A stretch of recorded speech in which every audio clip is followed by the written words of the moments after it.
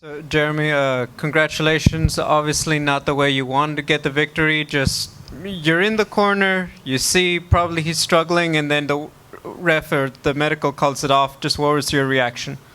Yeah, I was just focused on that first round, getting that finish, and I could kind of tell as the round was going on, like the mat returns were getting easier and easier, and he was given less resistance. So I thought maybe something was up. I didn't know. He didn't say anything, and he was still fighting, But that's my position. I get the back, and I try to be real sticky with it. So I didn't really give him much of an option to fight out. I had the body lock, and I knew I was going to be there for the round, unless I got the choke. In between rounds, I wasn't really focusing on him.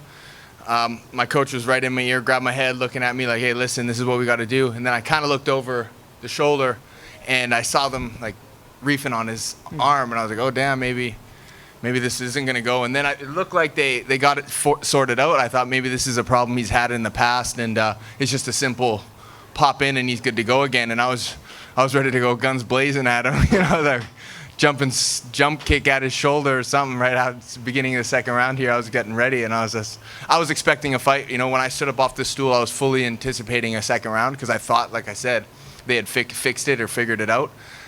Unfortunate though, honestly, you can't control anything, and especially with shoulders, and you see these injuries all the time. I felt good in there though, I felt the strength, and I wish it went more. I was, especially that first round, I'm typically a bit of a slow starter. Like I said, when I stood up for that second round, I was like itching. I was like, I'm just gonna go balls to the wall at this guy. Every time I get in there, especially as like a long layoff, it's so hard to get. It's such a different feeling. You got the cold canvas, and the crowd, and the arena's cold, and you're kind of dry already from your warm up, and it takes some time to get into it. And after that first round, I was like, I wanted to go, so I was getting ready, and when they waved it off, it is what it is. But I'm kind of looking for what's next now. I'm eager. I got one round in 10 months, so I want to stay active. That's my biggest thing, is activity. And the only thing that I can see in announce, for the rest of the year, outside of the rest of the year, is that February card. And I've had a lot of history with Pedro.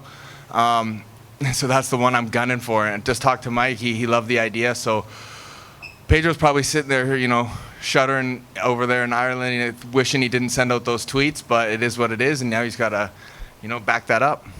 Is it just the fact, the history about that and the tweets? Because I think some people would feel like, a win like this one for yourself, despite how it all played out, he might just be able to jump right up to a bigger conversation, maybe the Boric and Patricia winner. Are you Who's really that? Him or me? No, you. Me. Oh, yeah. Yeah.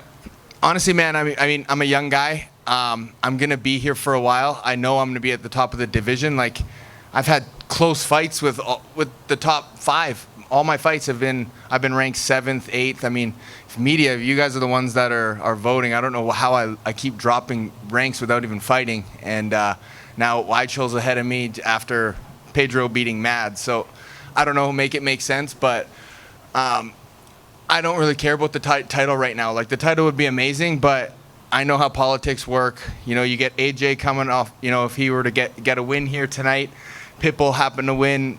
What's coming next. There's a trilogy, so I'm wasting my mic time trying to call for that fight. Borix, I love that rematch, but again, he's going to be around for a long time, and I know I'm gonna see him again. The moment I walked out of that cage, I knew I was going to see him again. And if that's next, that's next, but it's got to be ASAP. I'm looking for activity, and while the rest of the division sorts itself out, you got Pitbull wanting to go down, AJ wanting to come back to get that trilogy. I don't know. I can't control any of that. But Pedro, he's 4th now, I think. He's right at the top. So while that's all settled, let me fight Pedro in February. Winner of that, then the title fight's right around the corner for me. Let that dust settle. And I just want to stay active and keep making money. Final question. Obviously, being in SoCal, the fans were behind him. They gave you a bit of the boo birds following that. Your wife was there in the corner, and she did not care. She was dancing. She was celebrating. What's it like to have that support and just have that back at the home base when you're going into a big fight like this? Oh, it's huge. She's a big part of my team. Fight week, everything, all my camp.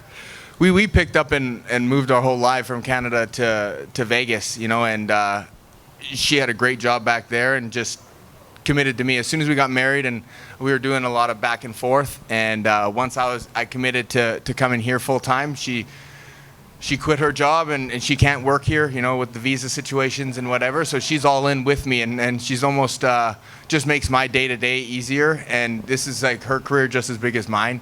You know, she's in it too. And yeah, I mean, with the crowd, I kind of had I fight in backyards all the time. Volkanovski in Australia, Hani Jason in Brazil. I fought Bokniak in Boston, and it's just that's what I've been doing. You know, I went in Saudi Arabia and fought, you know, Morocco and Italy, and I fought all over the place. I haven't really fought in Canada in years, and so I'm always fighting in backyards, hometown guys. That's why I just want to add this Ireland one to the map. And yeah, so I wasn't too concerned about the boos. I knew they were going to be. It's just noise when I'm in there. They could have, might as well. All those cheers could be for me. Boos could have been for him. Doesn't matter to me. It's the cage door's locked, and yeah, wasn't too concerned about that. I mean, just curious, like, what the emotion is like right now. I know you just got out of the cage, but beating Aaron Pico, it should be, you know, the biggest moment, biggest win of your career, right? And it happens in this weird way. Is it kind of a tough feeling to know that maybe it didn't happen exactly how you probably envisioned it? Yeah, like I wouldn't say this is the biggest moment because of how it happened. You know, I definitely got the win. The first round went exactly how I wanted it to go. I felt him, you know. I was able to inflect my game. You know, unfortunate things happen. I don't even know when it happened, early or mid, or if I caused it or he threw something. I don't know what happened. I can't control any of that. So I'm enjoying this moment, you know, just because I got the win, you know, and now it was a life-altering fight for me. I knew that coming in. A win puts me in a great position.